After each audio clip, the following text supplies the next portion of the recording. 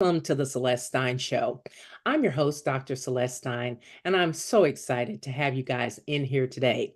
Please don't forget to like, share, and subscribe to my channels on bbsradio.com and my YouTube channel, which can be found under the name Celeste Stein.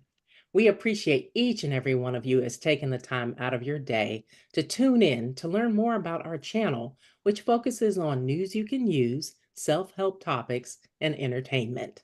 Today, we have a very special guest who's graciously decided to join me today. He's an award-winning PGA professional who has managed to grow his entrepreneurial platform in many ways. Virgil Herring is the first PGA professional to do a TEDx talk. He is also a golf analyst for News Channel 5 out of Nashville, my former stopping grounds, and he's a former Golf Channel Academy coach. You should also know that my guest today is the author of 3 best-selling books and is a longtime radio and podcast host. As a coach, he's taught 2 PGA Tour winners, 2 Korn Ferry Tour winners, 6 national champions, 13 state champions, and has helped over 200 junior golfers win over $11 million in scholarships. Quite impressive, Virgil. Welcome to the show. Celeste, thank you for having me on your show. I'm honored to be here. Well, I wanted to start by asking you, tell me, prior to all of these wonderful accolades, what actually drew you into the world of golf? Well, I knew kind of early on in my life that I wasn't meant for an office. All I've ever done in my life is play sports. Mhm. And golf really wasn't even on my radar screen until I tore my rotator cuff as a pitcher. Mm. And that's how I filled my summer in 1989. I was 15 years old when I tore my rotator cuff the first time. I Wow. rehabbed it hard for 18 months so that I could pitch again because that was my life, was pitching. Mm. And Mhm. I pitched 7 games after that, tore my rotator cuff again. And, in 1991, they weren't really excited about doing surgery on a 17-year-old shoulder. Now they do it in 10 minutes and I'd be back pitching again. But at the end of the day, it led me to this great game that allows me to coach people to enjoy a life endeavor that can be used in business. And I feel like I'm the luckiest person in the world because I don't really do work. I get a chance to help people enjoy their life through sport. Yeah, they say if you do something you love to do, you will never actually work a day in your life. And I believe that is so true. It's rare though that people actually live out their passions. So, hats off and kudos to you for actually, doing something you really enjoy doing because that's what makes the world go round. And I think, obviously through that you add to so many people's lives in what you do. Now, I understand you spent some time in the military. Is there a correlation between what you learned in the military and golf?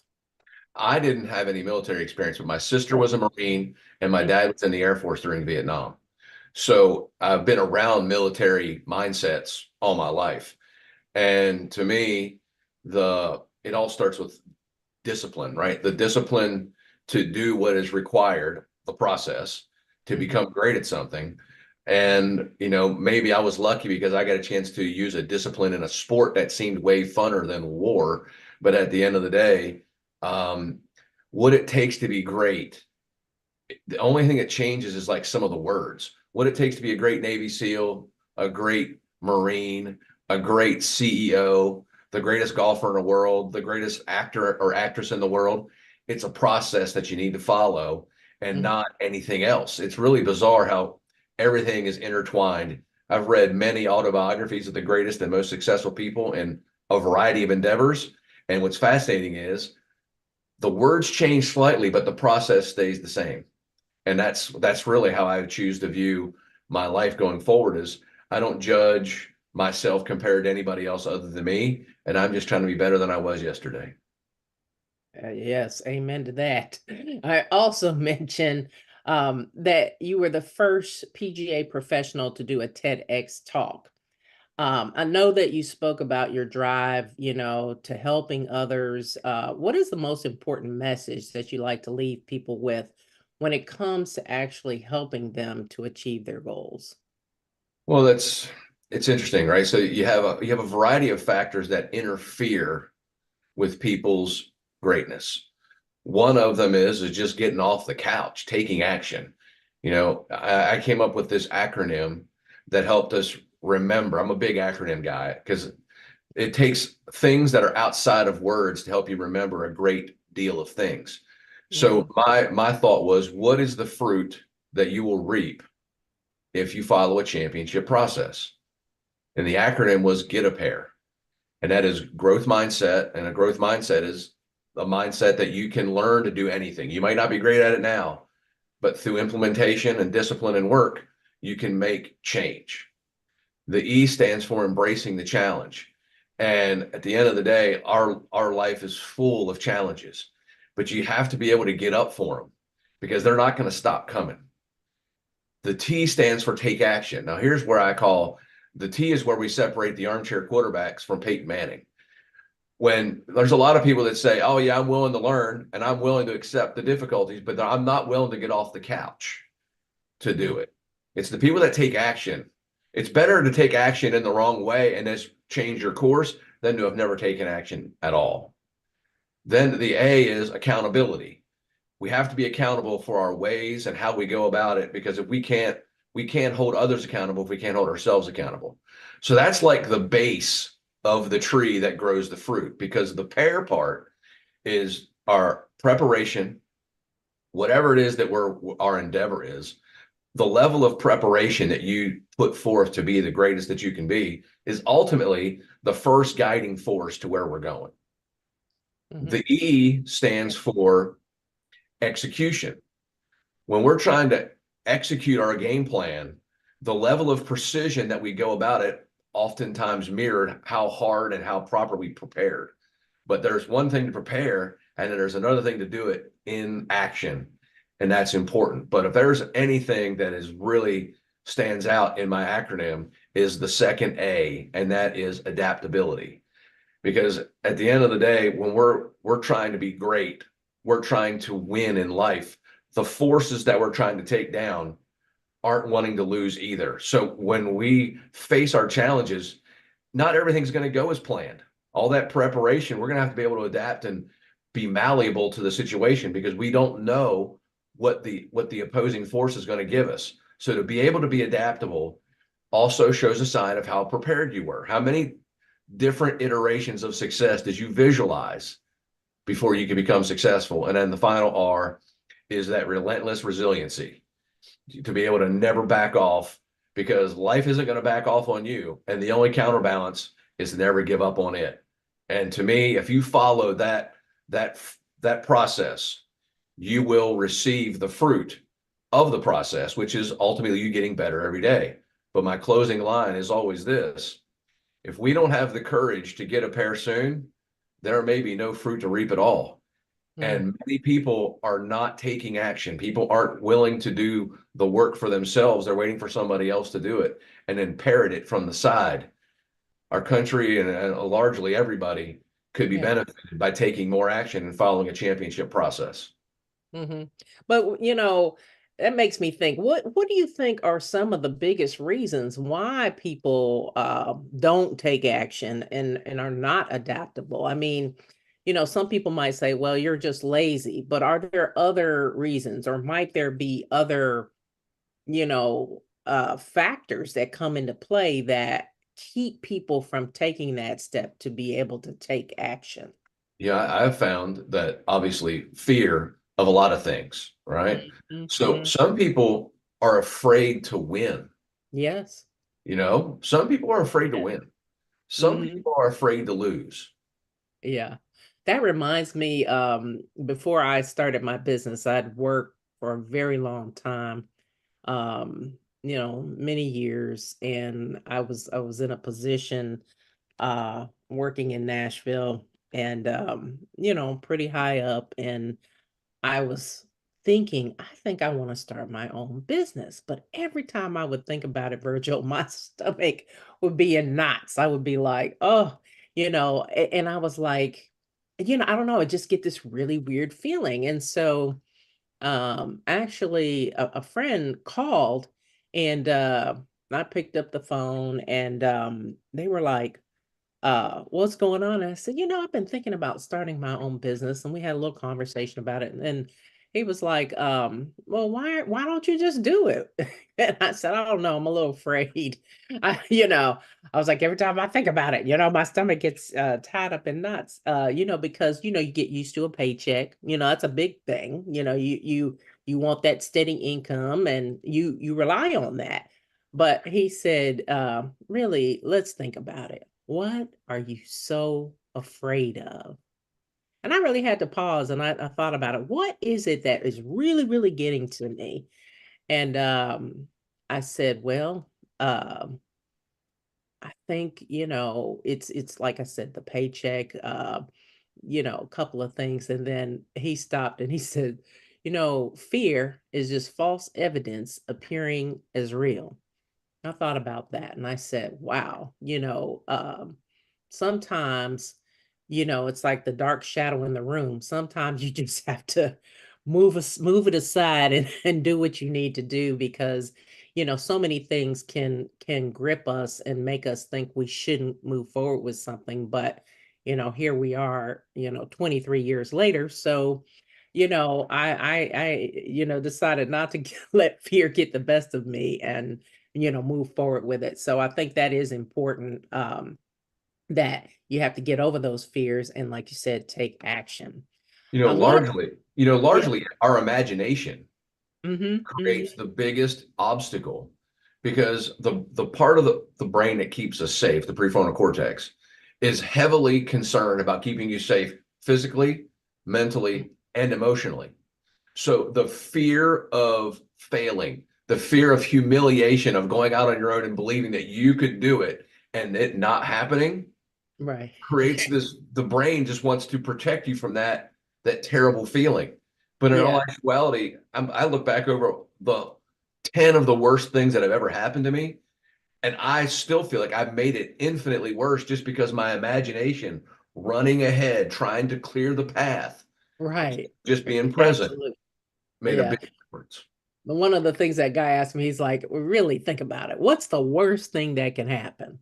And I was like, well, yeah, I guess if I do it and it's not successful, I just have to go get another job. And he's like, exactly. And he's like, and how long have you worked? I said, since I was 9.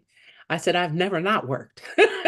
So Yep. he was like, well, that should kind of tell you something. So I think we have to kind of get over those things. But you also, I think, the flip side of that is you do have to be realistic and you do have to get your education or if training skills, you can't just go out and play golf and never had a lesson. You might, but you might not do too well if you don't know the rules of the game and how it's played and all that. So that's an important component as well.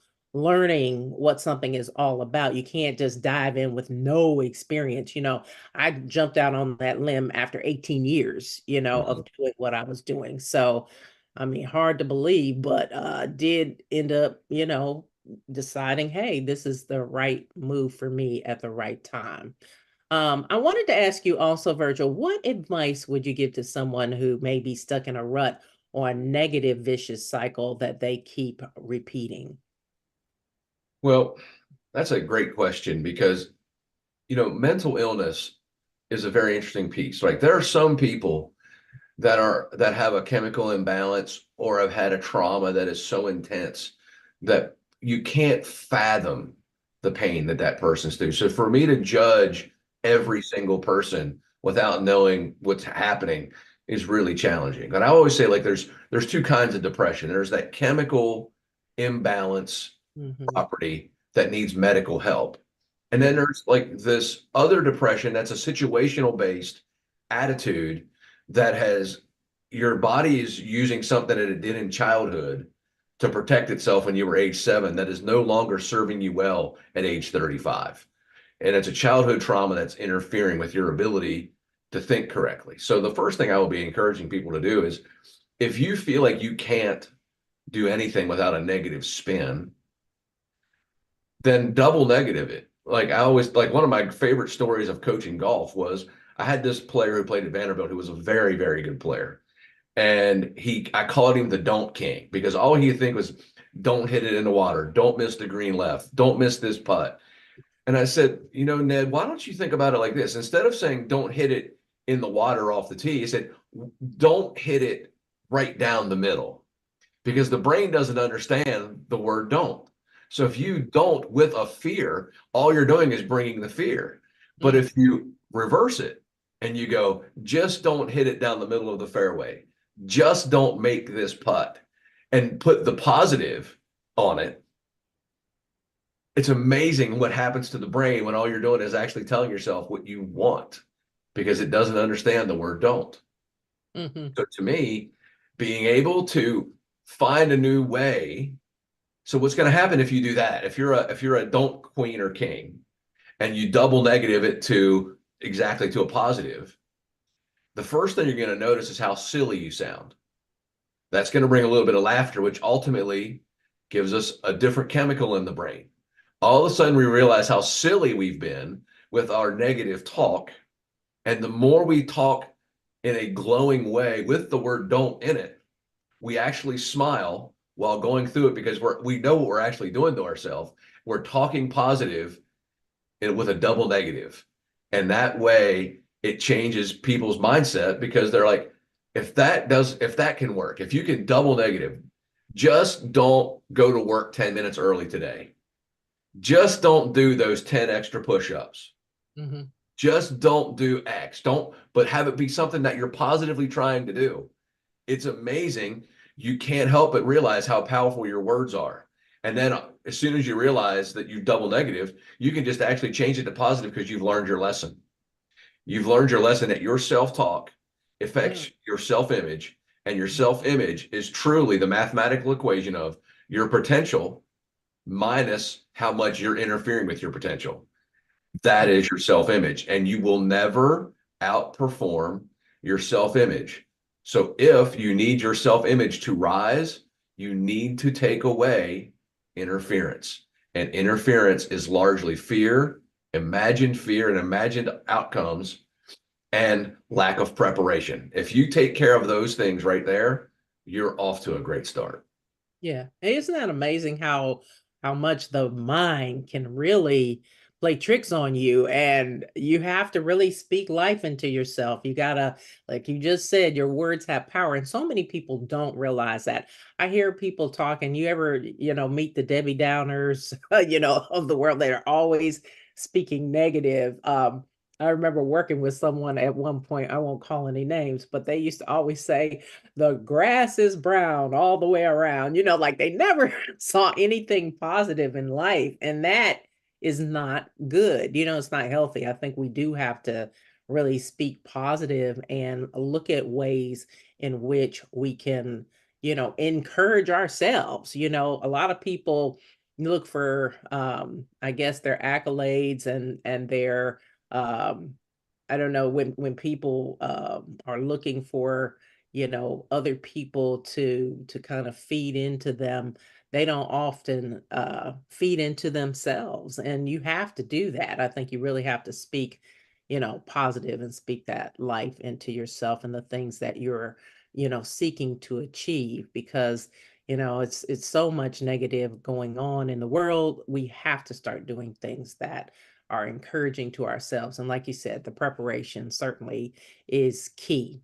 I wanted to ask you though, with all of that, how much do you have to, I guess, hype yourself up? And what is maybe one of the most difficult situations you've ever had to go through, and how did you get through it?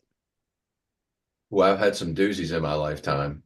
Probably the one that was the most shocking to me was the floods of 2010 in Nashville. Mm, Uh, we got, I mean, I know these numbers because I had to sell my house after it got flooded. wow. 1.2 billion gallons of water fell on Nashville in Yeah. 40 hours. Mhm. And on Saturday, I had 8 feet of water in my home. And on Sunday, where I taught golf was basically wiped off the planet.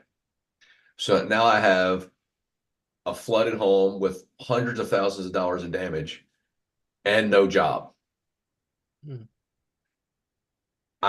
I was, and I didn't do anything wrong to lose it. Hmm. It was Mother Nature. Right. Right? All I knew is I had to find a place where I could teach golf, and I had this feeling. Nashville is an amazing community, and when there's difficult times in our community, everybody rallies around. It's an incredible city, and I'm It not really saying there's is. incredible cities all over the world. I get that, but in Right. Nashville, this is a pretty remarkable city, and Volunteer state, right? That's yeah, what you it's call them, the it's it's volunteers, because people are serious about that. yeah, and I was very fortunate. And to me, what I learned there is it can't get much worse than that. I didn't do anything wrong. I lost my house. I lost my job due to a natural disaster. And I chose to wake up every day and I'm going to figure out where I'm going to teach golf and I'm going to make it. And I had all the community around me trying to help put everybody back together again. From all over the country, people were here. Yeah, I Don't let remember me, it well. I remember taking my kids, they do in high school and stuff now, they do so many community service hours. And I took a group of the high school students over to a neighborhood in Old Hickory. And I remember going in there and I mean, there was so much water. People were in boats and it was up, oh, kind of up to where the houses and the doors and flooded over half the houses. And I remember going in there and tearing out drywall and digging up the tiles. I mean, it was horrendous. Like, it was just like you couldn't believe it was like a whole neighborhood, and that was just one neighborhood. And I mean, it can feel really overwhelming to be in there trying to help in such a horrible circumstance. And they were, I don't know if you know where I'm talking about, but right across the street, they have that golf course. And I mean, that whole golf course was flooded. It looked like uh, a lake. Do you remember that? yep, Yeah, absolutely. I that mean, was the something. Cumberland, it was right there by the Cumberland River, right? So it took over Hermitage Golf Course, Gaylord, anything that's along the river. It it it beat up pretty bad. And Hmm. it was just one of those things now where when I look back on it, like one of the first things that people were telling me is if this isn't going to affect you in 5 years, you shouldn't let it really bother you too much. I'm like, well, this one could. He goes, you're Yeah. right. That's why you have to pay attention now. You got to go back to your foundations. You got to do the right things. You can't be worried about what car you drive. You can't be worried about where you're eating. You got to make sure you got a car to drive. You got to make sure you got food for your family. You got to make sure you're doing the fundamentals of life and get back from because you've been wiped out. So you got to build it from the ground up. So, and that's all I did. And now I know because I can't really imagine without somebody passing away a more jacked up scenario for somebody to have lost all of that and they didn't do anything wrong to do it. To know Yeah. that I came out on the other side with a lot of people's help to get there. Now, when you go through something like that, it steels your resolve to know that you can get through anything if you can handle it right here. You got to be able to handle it in your mind. Absolutely. And that's the thing, my mom used to always say, "Hey, just keep living, wake up another day because, each day can get better." And so, as long as we have breath in our lungs and can rise, there's hope and there are things that we can do to, get beyond all of that. Those are just simple material things. But when it comes to, actually what this life is all about and more, it's about much more than that. So, and then to see people come together in that sense, and everybody getting together and helping other people, that was kind of the beauty of that, just kind of looking around, and to even be able to instill in younger generations how important it is, because you never know when that shoe might be on the other foot, for you to always think about other people and helping others. That is very, very simple. As we talk about that in some of the positives in life, I also wanted to take a moment to talk a little bit about the state of the world. And obviously, with not only the floods, but we've been through a lot over the last couple of years. Following that, we've had COVID, and certainly one of the most trying times in America in terms of division since the civil rights movement. So what are some ways that you've employed to actually bring people together? Well, I really think there are a couple of really important factors here. One is that no matter what your race, what your religion, what your preferences are in life, politically or what have you, generally speaking, everybody's looking for the same thing. They're looking for peace. They're looking for family. They're looking to be important to somebody and have somebody important to them. And they're all looking to be as happy as they can be. And happiness has a unique view because ultimately we need struggle in our life to conquer, to gain that happiness of moving through life. I think what ends up happening is that our country has gotten less educated about things, and where they're quick, because now with information so readily available, people are no longer willing to investigate. They'll take somebody else's words and Mm, buy into it as principle and mhm, then defend that blindly, not having any idea what it is that they're defending. They just don't want to do the work, but they're not afraid to follow along, kind of like a sheep, right? And then to me, nobody's willing, I shouldn't say nobody, not many people are willing to do the work to inform themselves. So if you feel like there's a problem in this, wherever you're at, you should inform yourself of which really is the problem and then do your part. Accountability, right? You can't expect others mm, to be accountable for themselves if you're not accountable for yourself. So it starts with the man in the mirror. mm. And to me, I've really tried to handle our biggest fears, our biggest concerns, whether it be religion, whether it be race, whether it be sexual preference. Those three things are probably the most polarizing factors in our country, in the world, really. But Yeah. if we sat down and really thought about what that is, it's a little disheartening. So, like to me, and I did a lot of research, and I got a book here right in front of me from this. It's a book called The Sports Gene by David Epstein. He's a Sports Illustrated writer, and it's a book about basically genetic greatness. And the first one I'll talk about is, you know, essentially religion. Every religion essentially is saying the same thing. And all I want is if you follow this God or that God, it doesn't matter to me which one you do.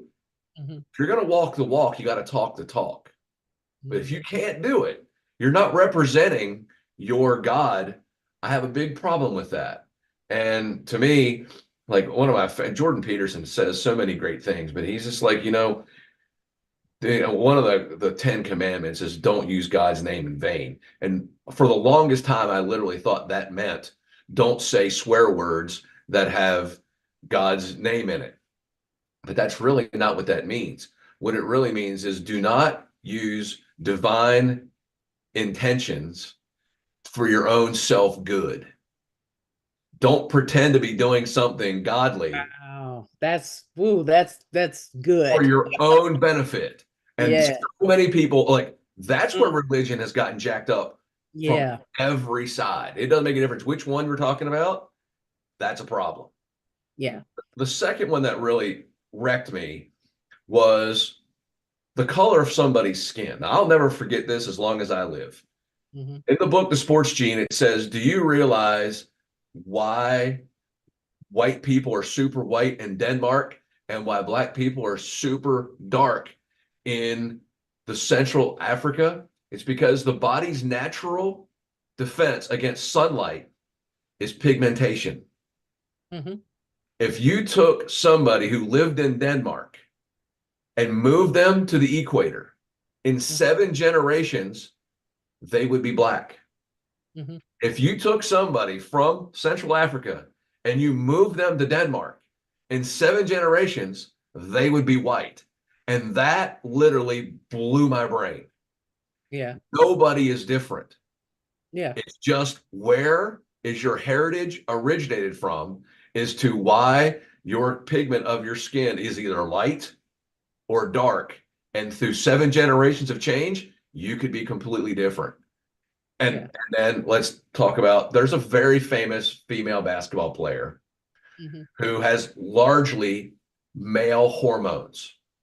Hmm. And when people are truly messed up in this world, they've scientifically proven at about the 9 week mark in the woman's pregnancy, very rarely, but it can happen, it has happened, there is the female body is in the woman, but the body recognizes it as a male and gives it the testosterone.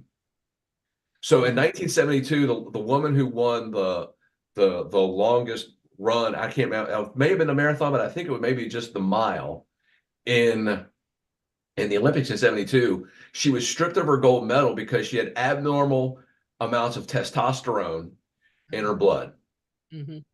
45 years later, they gave her her gold medal back because they found out through the genetic testing that when she was in the womb, she was a female, but received male hormones from the mother. Nobody's at fault. So generally speaking, the people who are get basically ridiculed for being gay, it's not their fault. People that dislike somebody else because of the color of their skin, that because they're different, they're only different because of where they are positioned to the sun and the equator. Hmm. And religion is largely fundamentally the same no matter what, but it's the people who choose to use the word faking divine inspiration for self-benefit. Those three things largely are pulling this world apart, and it's lack of education from all sides that are Yeah. creating the problem. And it drives me insane. And that's what shifted me from trying to just be known as this guy who coaches golf Hmm. to try to make a bigger impact with the things that I've learned. Because as soon as I tell that story, like 95% of the people can't even believe that it's true. And then I got to pull the book out because I've highlighted it because it made such an impact on my life. And like, here it is. And they're like, wow. And it changes. I've changed hundreds of people's lives through perspective while giving a golf lesson. And that's what led me to believe that I could use this golf to coach the lessons of life. And what I've learned in my lifetime is that one of the greatest gifts that we have as a child is playing games, being outside and playing. You get a chance to learn life's hard lessons while playing a game while it doesn't really matter yet. That you can learn how to lose, you can learn how to fight, you can learn how to give your very best and not win. You can learn how to not have your best stuff and still win. And all of those things occur while having fun. And then when you're 27 years old and you get your first smack to the head with bad breaks, you can look back over hundreds of games that you've played that didn't quite go your way that came out the other side. Yeah. And to me, if we're going to have a reboot, one of the greatest things that anybody can learn how to do is learn the difficulties of life through a game, through something they have a passion for. And when they do that, almost everybody's great lessons that I've spoken to are lessons that they learned in JV football, fifth and sixth grade basketball, field hockey, golf, whatever. I listen to people talk all the time about the lessons that they learned to persevere through difficulties, and it's always on the field of play. Yeah. And that's We're so not we're true. I mean, struggling with that. So I'm trying to use my sport to be able to coach you to be a better golfer and a better human at the same time. And it's been an unbelievably fun journey for me. yeah, that is so cool. How that educational experience can really bring people together by them having a better understanding of each other. So that education key is so important because you think there are people who have come from nothing and built themselves up and pulled themselves up by their bootstrap. I know I used to do like charity golf tournament actually with Shoney's incorporated with their bootstrap program that they did for many years, giving scholarships to 54 students um, across the state of Tennessee. And each of those stories, oh my gosh, I got to meet all these students, the things that they had gone through just make your skin crawl. Like, a 16-year-old raising three siblings, with no parents, parents on drugs or what have you. So some horrendous circumstances, but it just shows you when someone is determined to do well, to succeed, that it can be done. But the problem is that I think a lot of times people are looking for someone else to give them a handout. I'm not saying you don't need a helping hand sometimes, but you've got to decide for yourself. I think a lot of times, what is it that you want for your life, for you to be able to, be successful and achieve while you're here.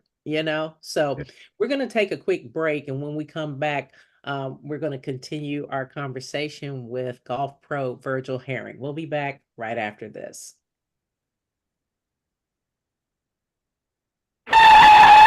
A lot of things have come to a screeching halt due to COVID-19, but you should know that the court system in Tennessee is still open and holding in-person hearings for orders of protection and other types of abuse cases. If you have a hearing date, double check on where your hearing will be held. If you need assistance on an order of protection or temporary restraining order, contact the Legal Aid Society at 1-800-238-1443 or visit our website at www.las.org. And welcome back. I am Dr. Celeste Stein. I'm here talking with Virgil Herring, golf pro. And Virgil, it's been a great conversation. I want to also ask you about, as you're teaching different people how to play golf, how would you evaluate from your perspective the differences between your PGA Tour winners and those who might not quite be winning at the game of golf? What actually distinguishes the two? Well, there's elite talent, right? There's this bizarre, almost indescribable hand-eye coordination that allows, golf is a precision sport Right. with a lot of power in it, right? So it's the people who can move the fastest, the most precise. Hmm. So at the end of the day, not everybody is going to be great at golf, but everybody can be functional at golf. I Yes. That to me, 99% of the people who play the game just want to have fun and feel like they're playing the game that they watch on TV. And then there's that 1%, 2% max who want to see if they can take it to the professional level. At the end of the day, there's certainly a God-given physical talent that goes with that. Hmm. But then with much talent given, there is a lot asked. And those people who have the talent, but have the effort and work ethic to hone their craft to a point where you move from, I hope I can play this game professionally, to I believe I can play this game professionally, till I know I'm going to play this game professionally. That basically means you move from I want to learn how to do it to I've learned it till I can do it right, until you've learned it until you can't do it wrong. And ultimately, people's success goes along with between their ability and their threshold of pain while working on mundane fundamentals, which is exactly what happens in any part of life. The Yeah. mundane fundamentals, are you willing to do them until you can't do it wrong? Not until you can only do it right. And in my opinion, the difference between true greatness and the people that you always wonder why never made it is that the people that never made it did it until they could do it right. And when everything was going right, it worked out. But as soon as they faced adversity, they didn't rise to the level of their talent. They fell to the level of their training, and they didn't do it enough so Yeah. that when they were put under the maximum amount of heat, whether it's on the field of play, in the office, in the classroom, in the boardroom, wherever, if they did it until they can't do it wrong, they became elite. And almost every person that does that no longer is chasing somebody else. They're chasing yesterday's them to try to be 1% better than they were today.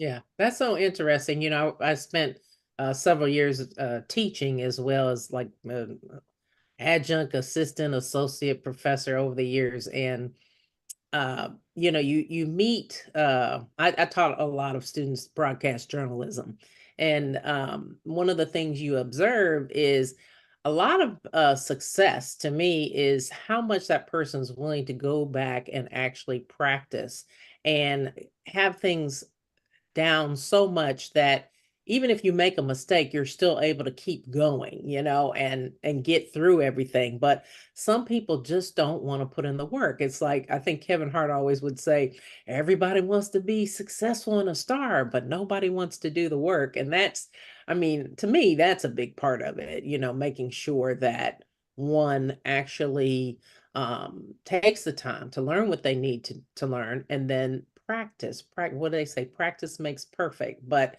how many people don't achieve where they're trying to get to because they don't practice? I mean, I do believe that some of it is God-given talent. There are certain things that people can do that you look and I mean, as far as like memorizing a book. My son has this crazy thing that both of us have done over the years. It's like where he can watch a TV show kind of and spat it back, like doing different voices and accents and everything. I don't know where that came from, but both of us kind of have been able to do that. I used to like I was on a forensics team. I would memorize books and then I would, spat the book back, and basically be able to, tell that story using the different voices and what have you. But that to me is what you would call a gift. Because I mean, I just don't think a lot of people are able to do that. They probably, I guess, maybe could, I don't know. But then someone who is just practicing something over and over and over again. Some of it, has to do with your voice, the tone, learning how to speak, and all that. But it's really interesting to see those differences. I mean, you hear about stories like about people like Michael Jordan who really didn't play till he got to high school. I mean, but that was in him. Like and some of it's practice, but they say, you kind of have to start early to do some of those things. But I think, if you have it in you, you have it in you. But not to say if you don't, you can't learn. So I Yeah, think, if you follow a process to yeah. greatness, this is one of my favorite lines from Dr. Bob Rotella. Hmm. If you follow a championship process, I promise you, you'll be a champion. What I can't promise you is when. And the when is what gets people. When they Good don't point. get the success that they want in the time frame that they want, they Hmm. quit. It's not meant for me. But therein lies the David Goggins in me. Like, yeah, you have to keep pushing. There's no such thing as failure unless you quit. And Yep. at That's the end that's of the the biggest day, thing. and there's Exactly right. and transitioning isn't quitting, but quitting is quitting. But if you Mm. say, I don't want to just be a golf teacher anymore. I want to impact people's lives. That doesn't mean that I'm not trying to still be a good golf teacher, but I'm transitioning in a different road to use the game to help people in a broader way than just how far they hit their driver or how great they hit their irons or how good they putt under pressure. Hmm. But what I can tell you is that the process that it took to become great at golf will be the process that you can use to be great at whatever you want to do. Yeah, let's talk a little bit about that. I know you do spend time, you know, uh, as an entrepreneur, and you do help others in achieving their goals. How do you go about that, using that process to help others? Well, quickly, I'm going to try to find out like what is it that's not golf gets got you messed up? Is it Mm, is it the foundation phase, which is the GETA part of my get a pair? Is your mm-hmm, mindset not right? Do you feel like it's fixed? I'm never going to be this. I can't do this. It's preordained. Well, that's a fixed mindset. So that's mm-hmm, got to change. Are you afraid of the problem? Are you afraid of failing? If you can't embrace what you got coming at you, you're going to run from it. You can't run from life. And Yeah. some things that we have to face is like facing Mike Tyson in 1986. It's a big bully, but we have to walk into it. But talk is cheap, right? Can you take action and are you accountable? Is that where the problem area is? Because a lot of people, it's not the fruit part that's hard. It's the foundation part that's hard. It's like they don't, deep down inside, they don't believe they can do it. Hmm. They're afraid of what's going to happen. They don't want to take action because what if I fail? And Yeah. all of those three things lead us to I don't have any accountability. If we have the get up part, and you're like, okay, I'm not afraid. Now all I have to do is what is this issue? And I got to prepare for it. And not prepare just to the first effort, like your first wave of success. You got to bet that whatever it is you're facing is going to have a counterattack. And you got to be prepared for that. And you got to know that they're going to be prepared for your next move. So it's like, how many moves are you prepared for? How many iterations of success? How much adaptability do you have ready for yourself to win? And winning is winning at life, Mm. right? So if you're working at Google, you know that you're also taking on Apple and Microsoft, and you're talking about the big titans in the world. So you can't fall asleep. You can't expect yesterday's home runs to win today's baseball games, but you also can't expect yesterday's strikeouts to lose today's baseball games. You got to stay present. So being able to stay present, stay prepared, and constantly go to battle with more weapons than you've ever had. What's that mean? You're so prepared that you have 9, 10, 15 ways that you can be successful, not one. And I think most people put together a very good phase one, but as soon as they get punched in the face, they don't know how to respond. They haven't prepared for the counterattacks that are going to keep coming. And that's where the perseverance piece is. You got to be able to outlast them. Exactly. I've often heard that about certain people like Beyonce. They say no one will ever outwork Beyonce. That she spends a lot like 20 hours in rehearsal, just practice, practice, practice. And so that's how you become, I think, the best at what you do, and where no one else can touch you because you've put in the work. And some people want to get there, but they don't want to put in that little piece of it, the work. And it's so funny. I can think of some very, very talented people that I've worked with before. And that little piece about the fact that some of them, it's like you can just tell they're like on the precipice of real success. And then all of a sudden they just kind of almost give up right when they're right on the verge of that success. I don't really know psychologically what that's about. That maybe it's the fear of failure or what have you, as you spoke about just a moment ago, but I think, man, you just want to kind of give them that little extra push to say, just keep going. Do not stop, because you never know when you're going to actually get where you're trying to go. So, and that's the thing. And it's so great that you're probably very much by, being around so many people and kind of studying them and their mindsets, able to give them that boost that they need to kind of, pick up on those things and help them get where they're trying to go. I know I was working with a guy, well, who was like an exercise physiologist.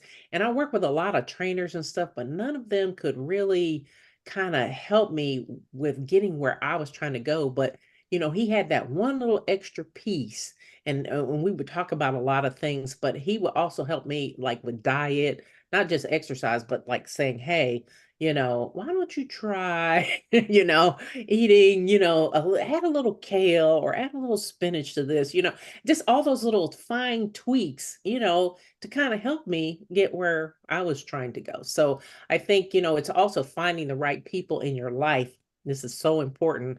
As I'm looking at you, I'm thinking, having those right people who speak the right things into your life and can really listen and give you proper advice. Because sometimes people go here, there, and everywhere, looking for someone to tell them what they should be doing. And that person doesn't even have their own life together. It's like, how are they going to tell you what to do? So you have to really be careful about who you surround yourself with. If you're trying to be the best this or that, you can't be around people who aren't trying to be the best this or that, because they'll pull you down. So you have to, I mean, it's nothing against people, but you have to realize if you have a special gift or some place you're trying to get or something you're trying to do that not a lot of people are doing, you better find other like-minded people and try to, get with them that can help you more quickly, get to where you're trying to go. Yeah, I wanted we largely become the summation of the five people we spend the most amount of time with in our life. So choose to wisely. absolutely, and you have to remember that because when someone is close around you, it is very easy for them to influence you, negatively or positively. So Yeah, that's just when people not. are struggling, they're easy to be manipulated because any little bit of hope, even if it's false hope, can pull people in the wrong direction. And of all the things that we should be concerned about is that there aren't enough people out there offering help to people that can't seem to catch a break and give them hope to shine on. And there's also people that when they do get those opportunities, they're so closed-minded and so Mm. jaded from past experiences that they don't even recognize that the door is being opened for them. And That is such a good point. Oh my goodness, because if all your life, you've been beaten down and it's never anything good or positive, yeah, that door can actually be being open and you miss it.